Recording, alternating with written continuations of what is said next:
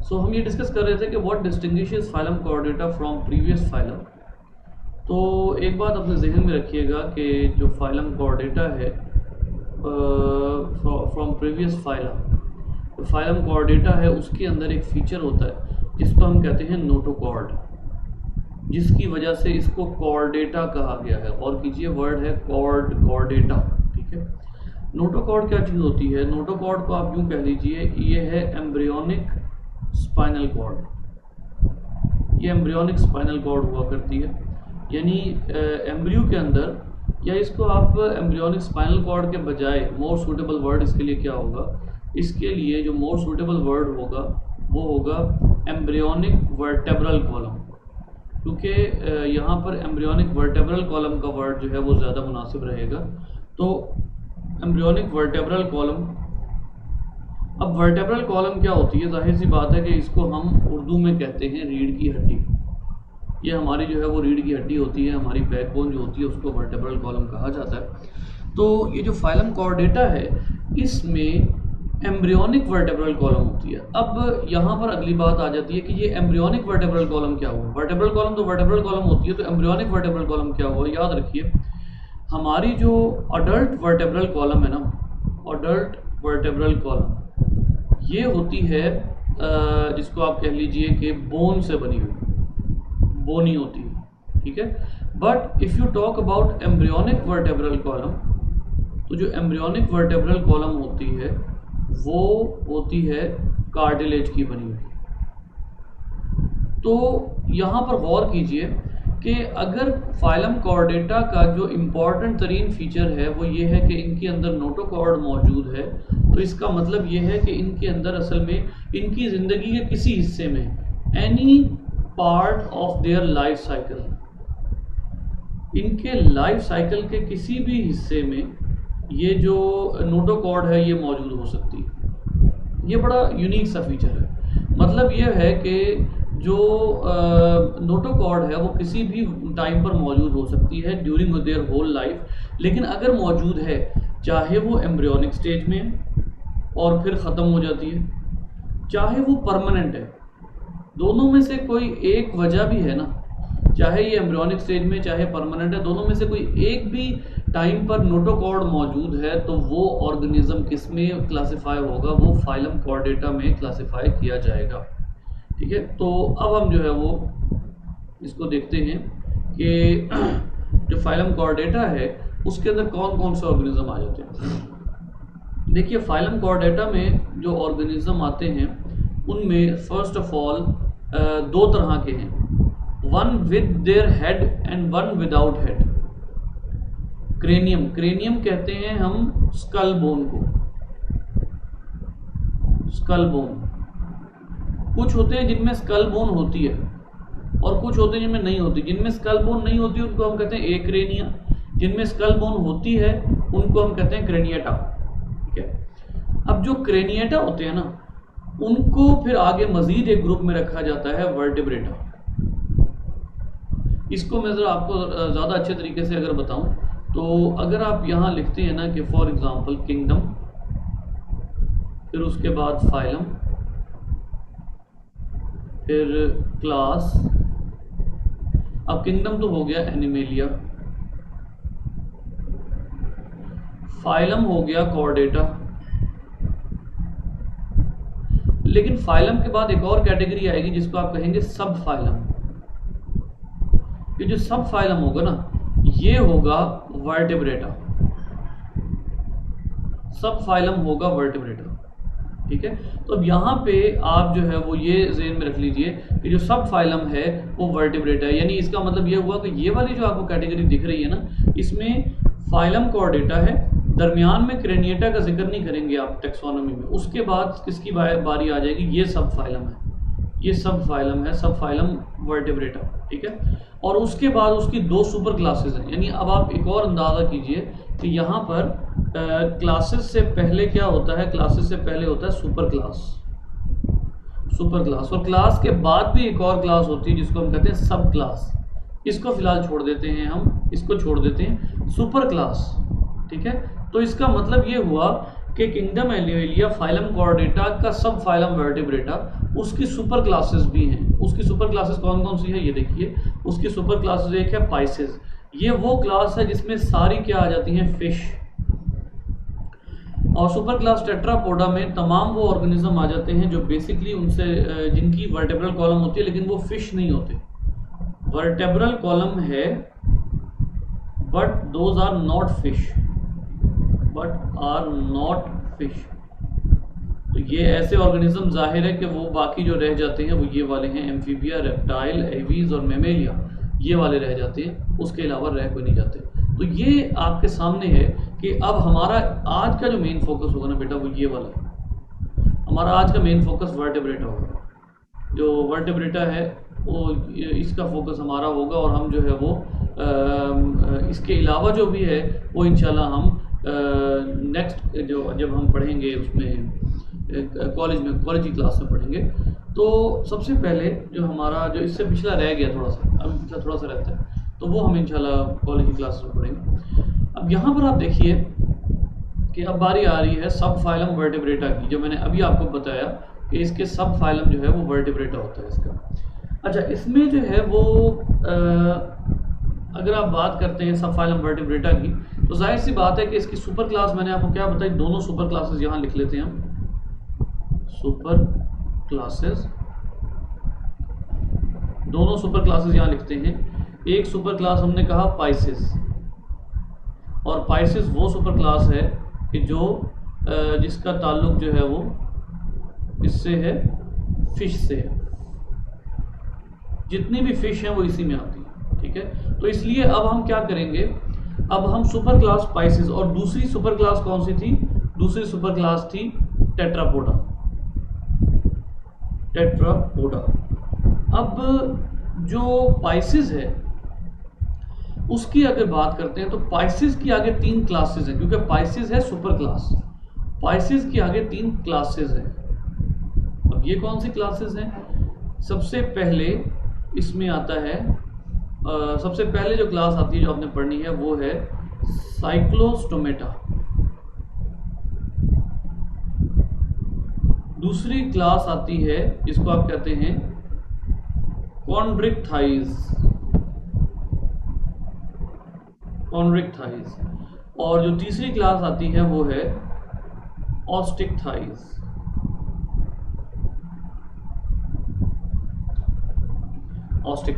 ठीक है। अब ये कॉन्ड्रिक्टाइज, ऑस्टिक्टाइज या साइक्लोस्टोमेटा, इनमें क्या डिफरेंस है या इनके डिफरेंसेस हमने जानने हैं। जैसे फॉर एग्जांपल ये जो साइक्लोस्टोमेटा होता है ना, इनके अंदर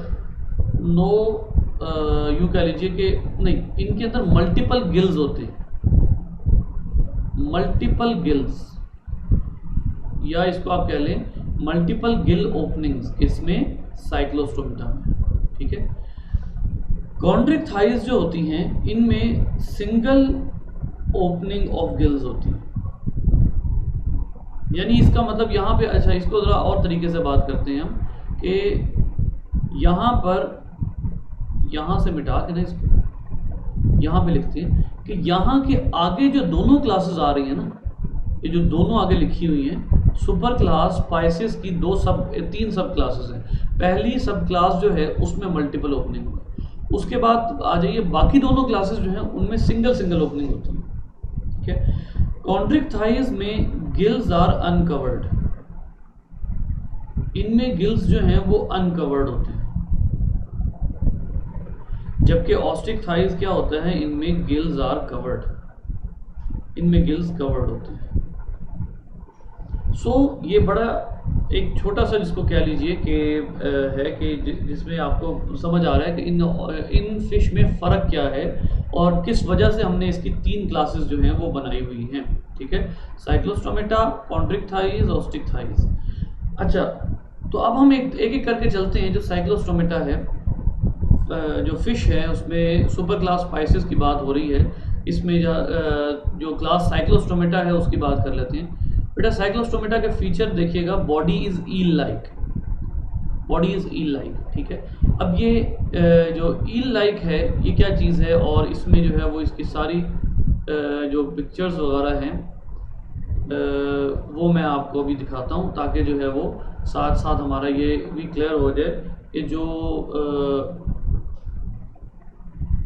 यहाँ पर देखिए कि ये देखिए ये वो फिश है, ये वो फिश है जो अक्सर आपने देखी भी होगी डिफरेंट वीडियोस में। बड़ी लंबी सारी फिश है, इलोंगेटेड बॉडी है और ईल लाइक है। ईल नहीं है लेकिन ईल लाइक है, देखिए लॉन्ग ईल लाइक। इस पे स्केल्स नहीं होते। अब ये स्केल्स क्या होते हैं बेटा, आपने अक्सर फिश पे देखा होगा, बड़े चमकदार से टुकड़े टुकड़े से लगे होते हैं स्किन के ऊपर, ठीक है। तो ये इसकी इनके ऊपर स्केल्स नहीं होते। फिर आइए नेक्स्ट क्या है जी, इनके अंदर पेयर्ड अपेंडेजेस नहीं है। पेयर्ड अपेंडेज क्या होती है, इनके अंदर फिन्स नहीं है। अच्छा, फिन्स क्या होते हैं, चलिए अब इसको और आसान कर देते हैं बेटा। वो जो फिश तैरने के लिए यूज नहीं करती जो अपने ऑर्गन, उनको फिन्स कहते हैं। तो इनके अंदर फिन्स भी नहीं है। कार्टिलेजिनस स्केलेटन की बात कर लेते हैं हम। कार्टिलेजिनस स्केलेटन जो है वो इनमें मौजूद होता है, यानी बोनी नहीं होता, नॉन बोनी, बोनी स्केलेटन नहीं होता, ठीक है। कार्टिलेज का बना हुआ होता है। वेंट्रल सेक्टोरियल माउथ, सबसे पहली बात तो ये है कि वेंट्रल है। वेंट्रल क्या है कि ये बॉडी का एक्सिस है बेटा, ये बॉडी का एक्सिस है। बॉडी के एक्सिस से इनका माउथ किस तरफ है, नीचे की तरफ है। जब बॉडी के एक्सिस से माउथ नीचे की तरफ होगा तो उसको आप कहेंगे वेंट्रल माउथ, ठीक हो गया। अच्छा, फिर दूसरा वर्ड यहाँ यूज हुआ है सेक्टोरियल। सेक्टोरियल का मतलब है सकिंग, यानी ये ज्यादातर क्या करते हैं, ये ब्लड सकिंग वगैरह का काम करते हैं, सेक्टोरियल माउथ। उसके बाद हार्ट विद वन ऑरिकल, एक ही चैम्बर होता है, सिंगल चैम्बर, एक चैम्बर वाला हार्ट होता है। अच्छा, उसके बाद आ जाइए 6 to 14 pairs of gills. 6 to 14 pairs of gills से क्या मुराद है कि इस साइड पे भी 6 और दूसरी साइड पे भी 6, या इस साइड पे भी 14 और पिछली साइड पर भी 14। तो ये 6 to 14 पेयर्स ऑफ गिल्स का मतलब है। Digestive system lakhs stomach, stomach नहीं होता, नो स्टमक। इसके बाद आ जाइए यहाँ पर सेक्सेस सेपरेट है, यानी मेल और फीमेल अलग है। लैम्प्री, लैम्प्री जो है वो इनकी एक एग्जांपल होती है। फॉर एग्जांपल मैं आपको लैम्प्री भी दिखा देता हूँ। ये देखिए सेक्टोरियल माउथ, ये सेक्टोरियल माउथ है, ये लैम्प्री है, ठीक है। ये देखिए ये लैम्प्री है, लैम्प्रीज हैं, और ये जो है वो इनकी सेक्सेस सेपरेट होती हैं। हैगफिश जो अभी इससे पहले मैंने आपको दिखाई थी लंबी सारी, वो हर्मेफ्रोडाइट है, यानी male and female organs on the same body, female organs are on the same body. अच्छा जी, उसके बाद जो है वो नेक्स्ट पॉइंट पढ़ लेते हैं हम। नेक्स्ट पॉइंट क्या है बेटा, फर्टिलाइजेशन एक्सटर्नल। जाहिर है तमाम फिश में एक्सटर्नल होती है और लार्वल पीरियड बड़ा लंबा सारा होता है। तो ये तो हो गया बेटा साइक्लोस्टोमेटा का। नेक्स्ट क्लास पे आते हैं कॉन्ड्रिक्थाइज। अब यहाँ पर एक दो बातें आपको बताता हूँ। सबसे पहले तो कॉन्ड्रो और इक्थियो, ये दोनों अलग वर्ड है बेटा। ये जो इक्थियोलॉजी होता है ना, ichthyology is the study of fish.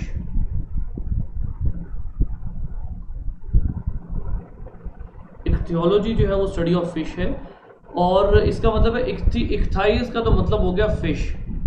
ये कॉन्ड्रो का क्या मतलब है, कॉन्ड्रो का मतलब होता है कार्टिलेज, यानी वो फिश जिनका स्केलेटन किससे बना हुआ है, कार्टिलेज से बना हुआ है। तो इनको आप कहेंगे कार्टिलेजिनस फिश, इनका स्केलेटन कार्टिलेज से बना हुआ है। बॉडी फ्यूजिफॉर्म है, ठीक है। अब आइए सबसे पहला पॉइंट ही एक्सप्लेनेशन मांग रहा है कि फ्यूजिफॉर्म बॉडी क्या होती है। तो let's have a look here, क्योंकि मैं बजाय डायग्राम बनाने के यहीं से आपको जो है वो दिखा दूं तो बहुत अच्छा हो जाएगा। ये देखिए ये ये वाली फॉर्म जो है ना, ये फ्यूजिफॉर्म है। शार्क की जो शेप है ये फ्यूजिफॉर्म शेप होती है, शार्क वाली, ठीक है। इसको आप फ्यूजिफॉर्म शेप कहते हैं। और उसके बाद आ जाइए माउथ वेंट्रल, इनका माउथ भी बिलो एक्सिस है, ठीक है। अभी थोड़ी देर पहले जो मैंने बताया था। Olfactory sacs are not connected to mouth cavity. अब ये पॉइंट थोड़ी सी एक्सप्लेनेशन मांगता है। इन मैनी एनिमल्स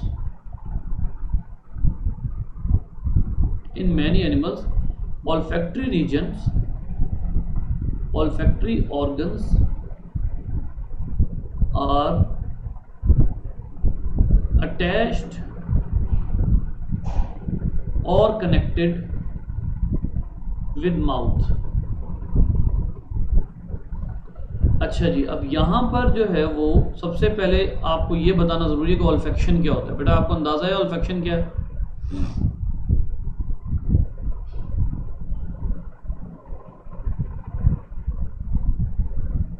ऑल्फैक्शन बेटा कहते हैं सूंघने की सलाहियत, ठीक है। तो आपको मैं एक बात बताऊं कि जो ह्यूमन है उसकी भी जो नोज है वो किससे कनेक्टेड है? माउथ कैविटी से कनेक्टेड है, ठीक है। बहुत से ऐसे ऑर्गेनिज्म हैं जिनकी नोज कैविटी जहां से ये स्मेल करते हैं वो माउथ से कनेक्टेड है, लेकिन इनमें नहीं होती। फिर आते हैं placoid scales on the body. सबसे पहले तो स्केल्स जो हैं वो भी समझेंगे हम।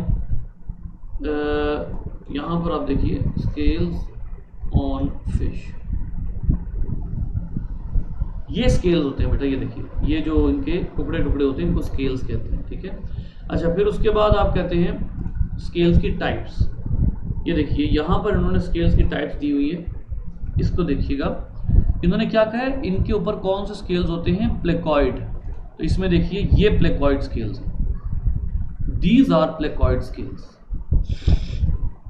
इस शेप के स्केल्स अगर किसी फिश पर होंगे तो वो इस क्लास में होगी, ठीक है। एंडोस्केलेटन एंटायरली कार्टिलेजिनस, ये मैंने आपको पहले ही बता दिया कि ये कार्टिलेजिनस फिश है, ये कार्टिलेज की बनी हुई फिश होती है। Digestive system with J shaped stomach, इनका स्टमक जो है वो जे शेप्ड होता है, मतलब ऐसे करके आता है थोड़ा सा। इसको आप कह लीजिए कि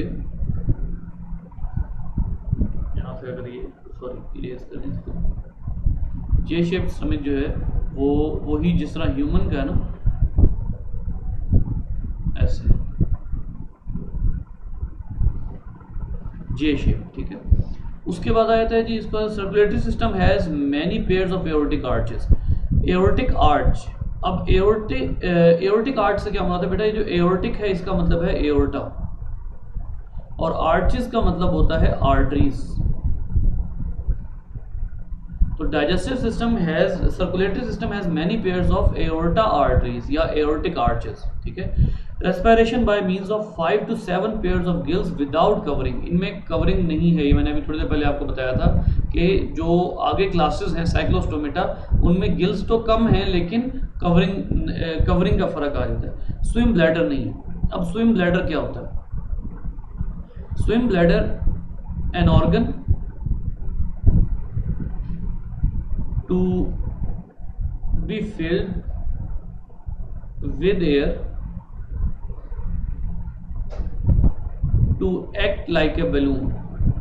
अब आपको ये बात पता है कि बैलून जो है जब उसमें हवा भर देंगे तो बैलून जो है अगर उसमें आप पानी के नीचे हैं, आप उसके बावजूद बैलून में हवा भरते हैं और उसको पानी में छोड़ देते हैं तो वो बैलून यकदम क्या हो जाएगा? सतह पे आ जाएगा। अगर आप एक हवा से भरा हुआ बैलून पानी पे फेंकते हैं तो उसके बाद आप जितनी मर्जी कोशिश कर लें उस बैलून ने पानी के अंदर नहीं जाना। बिल्कुल ऐसे ही स्विम ब्लैडर एक ऐसा ऑर्गन होता है जो फिश यूज़ करती हैं, यानी अगर वो समंदर की गहराई में है तो वो अपने स्विम ब्लैडर में पानी भर लेंगी। जब वो स्विम ब्लैडर में पानी भरेंगी तो वो ऑटोमेटिकली कहाँ आना शुरू हो जाएंगी? सतह पे आना शुरू हो जाएगी, जैसे गुब्बारा आया करता है, ठीक है। और जब उन्होंने पानी में नीचे जाना होगा तो वो स्विम ब्लैडर से एयर रिलीज कर देंगी। जब स्विम ब्लैडर से एयर रिलीज करेंगी तो वो गुब्बारे वाला इफेक्ट खत्म हो जाएगा और वो पानी में गहराई में जा सकेंगी। ये ऑर्गन जो स्विम ब्लैडर है वो इस पर्पस के लिए यूज होता है। सेक्सेस सेपरेट है, ओवीपेरस और वीवीपेरस। ओवीपेरस होता है एग लेइंग, अंडे देने वाले, और जो वीवीपेरस है वो है बच्चे देने वाले, ठीक है। ये दोनों तरह के फिश जो है वो इसमें मौजूद होती हैं। अच्छा जी, सिर्फ 1 मिनट दीजिएगा मुझे, मैं नजर आना आपका ये सिलेबस ओपन कर लूँ।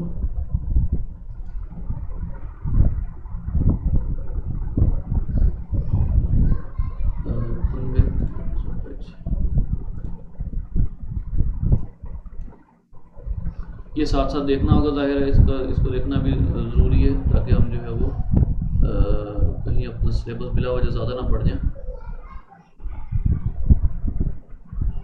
हम इस वक्त हैं इधर ऑस्टिक थाइज पढ़ने लगे हैं, और हाँ ठीक है।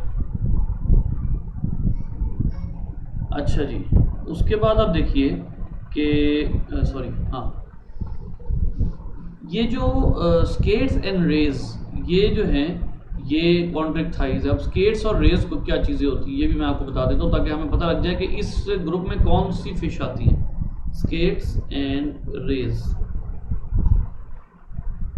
ये देखिए ये जो फिश होती है ना, इनमें स्केट और रे, ये देखिए एक स्केट है और एक रे है।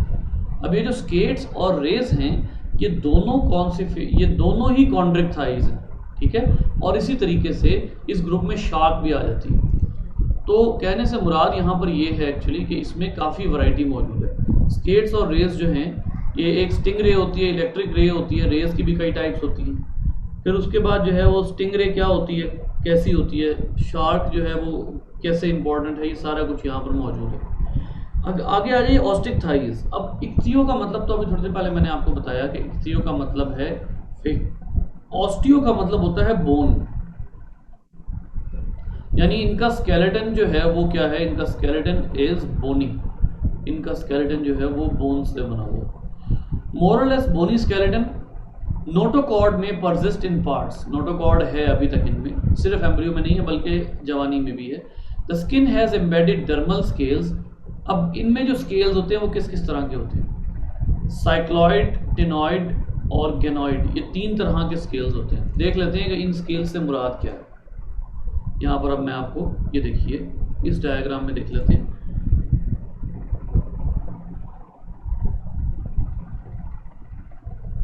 इनमें प्लेकॉइड स्केल्स तो नहीं है, ठीक है। बाकी कितनी तरह के स्केल्स हैं वो अब हम इस डायग्राम में देखते हैं।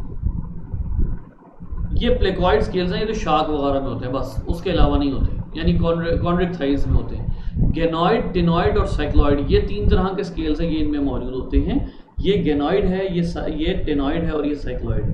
तो ये तीनों तरह के जो हैं वो स्केल्स मौजूद होते हैं इनके अंदर। इस ग्रुप के अंदर ये तीनों तरह के स्केल्स हमें मिलते हैं। दो फिन्स हैं, मीडियन और paired, and have fin rays of cartilage और बोन। अब ये क्या चीज़ है, दोनों तरह के स्केल्स हैं इनमें। सबसे पहले तो अब यहाँ पर थोड़ा सा समझना पड़ेगा कि इस बात से मुराद क्या है। बेटा इस बात से जो मुराद है ना वो ये है कि एक फ़िश है आपके पास, और ये जो फ़िश है इसके अंदर ये एक फ़िश है आपके पास, ठीक है। आपको अच्छे तरीके से पता है कि जो फ़िश है उसका जो उसके अंदर फिन्स होते हैं। जैसे फॉर एग्जांपल ये फिन है, ठीक है, ये फिन है। फिर उसके बाद यहाँ पर फिन्स होते हैं, ठीक है। इसी तरह का एक फिन पीछे की तरफ भी होता है, यानी ये वाला जो फिन होता है ना, ये और ये जो भी मैंने बनाया ये वाला फिन, ये जो फिन होता है ये पेयर में होता है। अगर बॉडी के इस साइड पर मौजूद है तो दूसरी साइड पर भी होगा, लेकिन ये वाला जो होता है ये सिंगल होता है, इसका पेयर होना ज़रूरी नहीं है, ठीक है। ये पेयर में है, ये सिंगल है। तो वो यही बात कर रहे हैं आपको कि दोनों तरह के फिन्स होते हैं, सिंगल भी होते हैं और पेयर्ड भी होते हैं।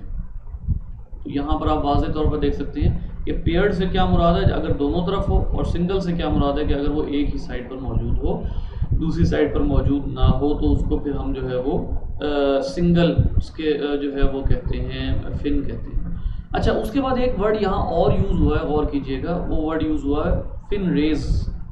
फिन रेज क्या होती है बेटा, अगर एक फिन है ये ऐसे, उसके आगे इस तरह से उतार चढ़ाव हुआ है ऐसे, यानी ऐसे करके। अगर आप इसको मज़ीद क्लियर करके बनाना चाहें, ऐसे करके ये जो उतार चढ़ाव हैं इनको आप क्या कहते हैं, इनको आप कहते हैं फिन रेज, इनको फिन रेज कहा जाता है, ठीक है। तो फिन रेज या कार्टिलेज या बोन की बनी हुई होती है। माउथ टर्मिनल होता है। अब माउथ टर्मिनल से क्या मुराद है, माउथ टर्मिनल से मुराद ये है कि एक फ़िश है, उसका माउथ जो है वो बिल्कुल ना बॉडी एक्सिस से ऊपर है ना बॉडी एक्सिस से नीचे है, बल्कि बिल्कुल सामने है, ठीक है। ये बॉडी एक्सिस है। अगर माउथ नीचे होगा तो वो क्या है, वो है वेंट्रल, और अगर माउथ ऊपर होगा तो माउथ को क्या कहेंगे आप, डॉर्सल। लेकिन अगर माउथ बॉडी एक्सिस के बिल्कुल सामने है तो ऐसे माउथ को आप क्या कहेंगे, टर्मिनल माउथ। ये अब टर्मिनल माउथ है। आगे देखिए रेस्पिरेशन बाय गिल्स है और इनमें कवर्ड बाय ओपरक्यूलम, ये कवर्ड होता है, यानी ओपरक्यूलम मतलब ये कि इनके जो गिल्स होते हैं उसका ढक्कन होता है वो ऊपर से कवर्ड होता है, ठीक है। तो कवर्ड मैंने आपको शुरू में ही बताया कि ये बड़ा मैटर करता है, अभी थोड़ी देर पहले ही मैंने आपको बता दिया कि जो क्लासेस हैं उनमें कुछ में कवर्ड है और कुछ में कवर्ड नहीं है। स्विम ब्लैडर इनमें आमतौर पर होता है जो फेरिंग्स से एसोसिएटेड होता है और बॉयंसी में हेल्प करता है। बॉयंसी क्या है, गौर कीजिएगा वर्ड के ऊपर, बॉयंसी। बॉयंसी कहते हैं एंटी ग्रेविटी फिनोमिना। फिश अगर पानी में है और उसके ऊपर ग्रेविटी असर नहीं कर रही तो इसका मतलब है कि उसके अंदर बॉयंसी है, ठीक है। उसके बाद आ जाते हैं जी, 2 चैम्बर्ड हार्ट होता है, ह्यूमन का 4 चैम्बर्ड होता है बेटा, एक एट्रियम और एक वेंट्रिकल होता है बस इनमें, ठीक है। Blood has nucleus, blood cells has nucleus. उसके बाद आ जाइए जी, ब्रेन में 10 पेयर्स ऑफ क्रेनियल नर्व्स होते हैं बेटा, ह्यूमन में 12 पेयर्स होते हैं, ह्यूमन में 12 पेयर्स होते हैं, इनमें 10 पेयर्स होते हैं। सेक्सेस सेपरेट है, गोनेड्स पेयर्ड होती है, यानी 2 गोनेड्स है, 2 टेस्टिकल्स और 2 ओवरीज। फर्टिलाइजेशन एक्सटर्नल होती है, ठीक है। ये इनके जो है वो फिश के जो फीचर्स हैं वो ये हैं। आगे का ये टॉपिक आपके जो है वो स्मार्ट सिलेबस में नहीं है, दिस इज नॉट इंक्लूडेड। आगे चलते हैं, ये भी नहीं है, ये भी नहीं है। अब आ जाइए सुपर क्लास टेट्रापोडा, क्योंकि सुपर क्लास स्पाइसेस तो हमने पढ़ लिया, अब हम सुपर क्लास टेट्रापोडा पढ़ेंगे कि सुपर क्लास टेट्रापोडा में क्या है। बेटा सुपर क्लास टेट्रापोडा में आपको 4 तरह की क्लासेस मिलेंगी, एम्फीबियंस, फिर उसके बाद रेप्टाइल्स, फिर बर्ड्स और फिर मैमल्स। 4 तरह की क्लासेस जो हैं वो आपको मिलेंगी सुपर क्लास टेट्रापोडा में। तो इसमें एम्फीबियन जो है उसके हवाले से थोड़ा सा मैं आपको वैसे डिस्कशन कर लेता हूँ।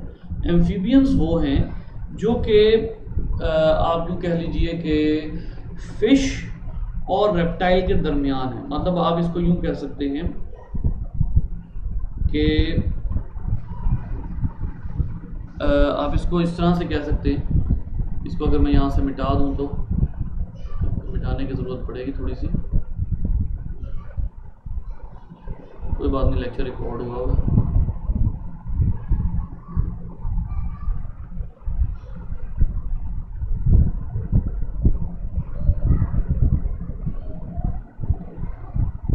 अच्छा जी, एम्फीबियंस के बारे में अगर मैं यहाँ बात करता हूँ कि amphibians amphibians are at the borderline of amphibians are at the borderline of evolution between fish and terrestrial organism। Terrestrial organism यानी खुश्की पे रहने वाले ऑर्गेनिज्म और जो फिश हैं इनके दरमियान में जो ट्रांजिशन है, ट्रांजिशन से क्या मुराद है कि अगर आप 1 से 2 में जाना चाहते हैं तो दरमियान में 1 पॉइंट्स जो आते हैं, point 1, point 2, point 3, point 4, point 5, point 6, ये जो पॉइंट्स आते हैं इनको आप क्या कहेंगे, यानी एक नंबर दूसरे में कन्वर्ट हो रहा है, एक चीज़ दूसरे में कन्वर्ट हो रही है, तो इसको आप क्या कहते हैं, इसको आप कहते हैं ट्रांजिशन, इसको आप ट्रांजिशन का नाम देते हैं, ठीक है। सो यहाँ पर जो है वो जो ट्रांजिशन है वो एवोल्यूशन के लिहाज से जो फिश और टेरेस्ट्रियल ऑर्गेनिज्म है उनके दरमियान में जो लिंक है, यानी टोटल एक्वेटिक, इसको इस तरह कह सकते हैं आप, बल्कि बड़ा आसान हो जाएगा, total aquatic to total terrestrial, यानी बिल्कुल ही पानी से बिल्कुल खुश्की पर जाने के दरमियान में जो लिंक है वो कौन है, वो एम्फीबियंस है। ये एम्फीबियस ऑर्गेनिजम्स कहलाते हैं, ठीक है। अब यहाँ पर आगे आ जाइए, ये एम्फीबियस ऑर्गेनिजम्स कहलाते हैं। और एम्फीबियंस को एम्फीबियंस क्यों कहते हैं? सबसे पहली बात, एम्फी एम्फी का मतलब होता है डुअल नेचर। ठीक है, डुअल नेचर से क्या मुराद है? एम्फीबियंस डिपेंड बोथ ऑन, इसको हम अगर अगला पेज ओपन कर लें,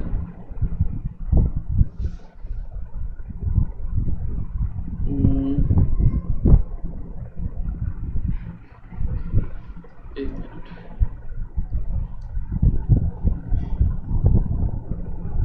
अच्छा, एम्फीबियंस जो हैं उनके हवाले से, एम्फीबियंस के हवाले से एक बात है कि amphibians depend on, amphibians depend both on, जिसको आप कहते हैं कि एक्वेटिक एंड टेरेस्ट्रियल लाइफ, दोनों तरह के जो है वो इन्वायरमेंट पर डिपेंड कर रहे होते हैं। टेरेस्ट्रियल इन्वायरमेंट, फॉर एग्जांपल आप कहते हैं कि एम्फीबियंस जो हैं वो खुश्की से अपना फूड लेते हैं, खुश्की से अपना फूड लेते हैं, लेकिन रिप्रोडक्शन करने के लिए इनको वाटर में जाना पड़ता है। सो इसका क्या मतलब हुआ कि they need water for fertilization. जब आपको फर्टिलाइजेशन के लिए पानी की ज़रूरत पड़ जाए तो फिर आप क्या कहते हैं कि ऐसे ऑर्गेनिज्म क्या हैं? ऐसे ऑर्गेनिज्म एम्फीबियंस हैं। तो these organisms need water for reproduction. अब ऐसे ऑर्गेनिज्म जो खाना खुश्की से लें लेकिन रिप्रोडक्शन करने के लिए पानी में जाएं, यानी दोनों इन्वायरमेंट पे डिपेंडेंट हो, डिपेंडेंट ऑन बोथ इन्वायरमेंट्स, तो ऐसे ऑर्गेनिजम्स को आप डुअल नेचर के कहते हैं, यानी amphibious, dependent on both environments. अच्छा जी, अगर आप जो है वो देखते हैं अपने बुक के अंदर चैप्टर 1 में जो पीरियड्स और वो ईयर्स दिए हुए हैं, उनमें डिवोनियन पीरियड एक पीरियड हुआ करता है। ठीक है, उसमें जाकर आप देख लीजिएगा एक टाइम पीरियड, ये उसमें इवॉल्व हुए थे कौन? एम्फीबियंस। ठीक है, और some of these crawled from one pool to another and therefore spent some time on land. This gave rise to ground that we recognize as amphibians. कुछ फिश ऐसी हैं, अच्छा मैं अब आपको बात बताऊं, अभी भी हैं, अभी भी कुछ फिश ऐसी हैं जो कुछ देर खुश्की पर गुजार सकती हैं, अभी भी ऐसी फिश मौजूद है। ठीक है, तो कुछ उनमें से जो पहले फिश थी, कुछ उनमें से ऐसी फिश थी जो थोड़ी देर खुश्की पे गुजार के वापस चली जाती थी, या फिर एक तालाब से निकली, थोड़ा सा दरमियान में वॉक करके दूसरे तालाब में पहुंच गया, वो दरमियान का, इसका मतलब है आहिस्ता आहिस्ता इनमें क्या आना शुरू हो गया, आहिस्ता आहिस्ता इनमें टेरेस्ट्रियल एनवायरनमेंट के अगेंस्ट रेजिस्टेंस आनी शुरू हो गई, सर्वाइवल आना शुरू हो गया। तो ये जो है वो ये काफ़ी ज़्यादा हेल्पफुल साबित हुआ। अच्छा जी, although amphibians have acquired certain characters enabling them to live on land, but at the same time they have retained some aquatic characteristics. इनमें कुछ aquatic characteristics भी हैं. Structurally, they are between the fish on one hand and the reptiles on other. एक तरफ fish हैं, दूसरी तरफ reptiles हैं. क्यों? दरमियान में है ना, थोड़े से fish हैं, थोड़े से reptiles हैं. They have developed limbs in place of fins. अब देखिए limbs और fins, इन दो चीज़ों में फ़र्क है. limbs होते हैं बाकायदा बाजू टांगे, fins वो होते हैं जिनके ज़रिए फिश तैरती है, यानी limbs का मतलब है arms and legs. तो जब ये यहाँ पे फिश, जब इनकी एवोल्यूशन हुई एम्फीबियंस की, तो सबसे इम्पोर्टेंट चीज़ जो इन्होंने क्रिएट की वो क्या थी? वो थी भागने दौड़ने के लिए, ये जंपिंग के लिए limbs, जो कि फिश में नहीं होते. उसके बाद इनमें गिल्स के बजाय लंग्स आ गए, गलफड़ों के बजाय फेफड़े आ गए. ठीक है, फिर circulatory system provides for lung circulation, but all of them larva form retain their link with the aquatic life having gills. अब इनके लार्वा, अच्छा एक और बात, जैसे ये है कि इनके अडल्ट में जो है वो गिल्स होते हैं, लेकिन इनका जो लार्वा होता है उसमें इनके अडल्ट में होते हैं लंग्स, अडल्ट में लंग्स हैं और लार्वे में क्या है? गिल्स. इसका मतलब है अपनी उम्र का कुछ हिस्सा ये किसके मुताबिक गुजारते हैं? फिश के मुताबिक, और बाकी ये किसके मुताबिक गुजारते हैं? रेप्टाइल्स के मुताबिक. अब देखिए डुअल नेचर है, एक साइड पे ये रेप्टाइल की तरह लाइफ गुजार रहे हैं, दूसरी साइड पे ये फिश की तरह लाइफ गुजार रहे हैं, तो दोनों तरह की लाइफ जो है ये गुजारते हैं, दोनों तरह की लाइफ गुजारने काबिल होते हैं. अच्छा जी, इसके बाद आ जाइए, कुछ फीचर्स यहाँ मौजूद हैं, उन फीचर्स को भी देख लेते हैं. हाँ जी, फॉर एग्जाम्पल इनका स्केलेटन बोनी होता है, ठीक है, और लिम्स 4 होते हैं, आमतौर पे 4 लिम्स होते हैं, और लेकिन कुछ ऐसे होते हैं जो लेगलेस भी होते हैं। लेगलेस मतलब विदाउट लेग्स, ये सर्वाइव कर सकते हैं। जैसे कुछ यहाँ पर सिसेलियंस आ जाते हैं। सिसेलियंस क्या है, यहाँ डायग्राम होगी नीचे, ये यहाँ नहीं बनी हुई, गालबन ये है। तो सिसेलियंस जो है इनके अंदर कोई भी बाजू टांगे वगैरह नहीं होती। स्किन स्मूथ है and moist with many glands. अब आप जब भी उसको पकड़ते हैं, फ्रॉग को अगर पकड़ते हैं, तो वो स्टिकी होता है, वो मॉइस्ट होता है। वो जो मॉइस्टनेस है वो इसकी स्किन के ग्लैंड्स की वजह से आई है, ठीक है। स्किन के ग्लैंड जो है वो इसको मॉइस्ट कर देते हैं। Some glands are poisonous, pigmented cells होते हैं और स्केल्स एब्सेंट होते हैं, जो फिश पे थे। Respiration takes place by gills in larval stage and by lungs in the skin in adult. मतलब ये कि पता लग गया कि लार्वल स्टेज में ये फिश से मिलते हैं और अडल्ट स्टेज में रेप्टाइल से। हार्ट 3 चैम्बर्ड होता है, 2 एट्रिया और 1 वेंट्रिकल होता है। उसके बाद सेक्सेस सेपरेट होती है इनमें, और वंस अगेन जो फर्टिलाइजेशन है वो एक्सटर्नल है। फर्टिलाइजेशन इंटरनल नहीं कर सकते अभी, एक्सटर्नल फर्टिलाइजेशन है, और मेल फीमेल अलग है। और मेटामॉर्फोसिस होती है। बेटा मेटामॉर्फोसिस अगर आपने देखना है तो मेरा कल का लेक्चर आप देख लीजिएगा, कल के लेक्चर में जो है वो मेटामॉर्फोसिस मौजूद है। Amphibians are anamniotes. अब ये एनेमनियोट्स क्या चीज़ है बेटा, जब एग होता है ना, एग के गिर्द ना कुछ बड़ी स्पेसिफिक मेम्ब्रेन्स होती हैं, जैसे ये है, इसको आप कहेंगे protective membrane of egg, protective membrane of egg, egg की प्रोटेक्टिव मेम्ब्रेन। और इसको आप क्या कहते हैं, एमनियन। याद रखिए 2 तरह के ऑर्गेनिज्म होते हैं, एक होते हैं एमनियोट्स। एमनियोट्स वो होते हैं जिनके अंदर क्या मौजूद होता है, एमनियन होती है। दीज आर एमनियन पोजेसिंग, इनके अंदर एमनियन होती है। लेकिन जब दूसरे वाले हैं उनको आप कहते हैं एनेमनियोट्स। एनेमनियोट्स वो होते हैं जिनमें एमनियन नहीं होती, एनेमनियोट्स। जैसे अभी आपने फ्रॉग पढ़ा, फ्रॉग में एमनियन नहीं है, ठीक हो गया। तो amphibians are cold blooded and hibernate in winter, winter में छुप जाते हैं। ले जी, यहाँ पर हम कंक्लूड करते हैं अपने लेक्चर को। हमारा यहाँ पर फिश और एम्फीबियंस वाला टॉपिक जो है वो हो गया है। अब हमारे 3 टॉपिक्स रह गए हैं, रेप्टाइल्स, बर्ड्स और मैमल्स। ये इंशाल्लाह हम कॉलेज में कवर अप कर लेंगे।